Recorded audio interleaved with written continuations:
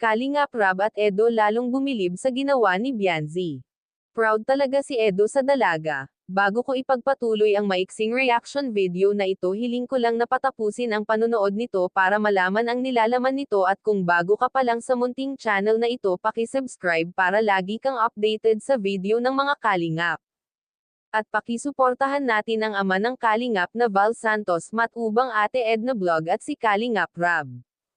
Isang mapagpalang araw sa inyong lahat mga kalingap, at shoutout nga pala sa patuloy na sumusuporta sa aking YouTube channel, lalong-lalo na sa mga viewers natin na walang sawang nanonood at sumusuporta. Maraming salamat.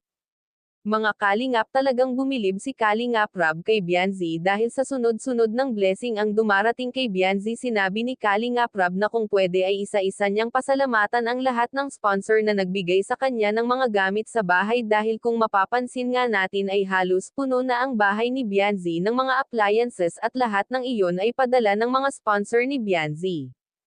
Kahit na wala pang bahay si Bianzi ay kumpleto na ang mga appliances nito sa bahay. Sinabi nga ni Kalingap Rab na bahay na lang talaga ang kulang. Pero huwag daw masyado mainip dahil 2 weeks na lang ay umpisahan na ang bahay ni Bianzi. Dahil sa dami ng appliances ni Bianzi, sinabi ni Kalingap Rab na pasalamatan nito ang kanyang mga sponsor isa-isa.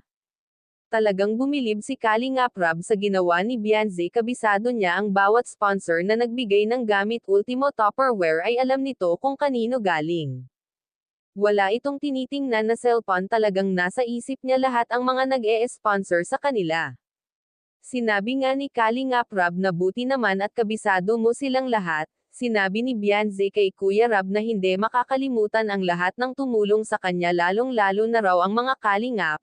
Talagang tumatanaw si Bianzi ng utang na loob at hindi ito makalimutan. Edu proud nga ito sa mga sinabi ni Bianzi, parang lalo itong nai-inlove sa kanyang narinig. Hanggang dito na lang ang update ko mga kalingap, maraming salamat at God bless sa inyong lahat.